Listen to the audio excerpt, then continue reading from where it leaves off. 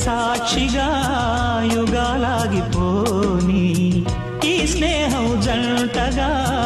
జగాలేలుకోని నీ కన్నుల పాపగా కలలు ఆడుకోని నీ కౌగిలి నీడలో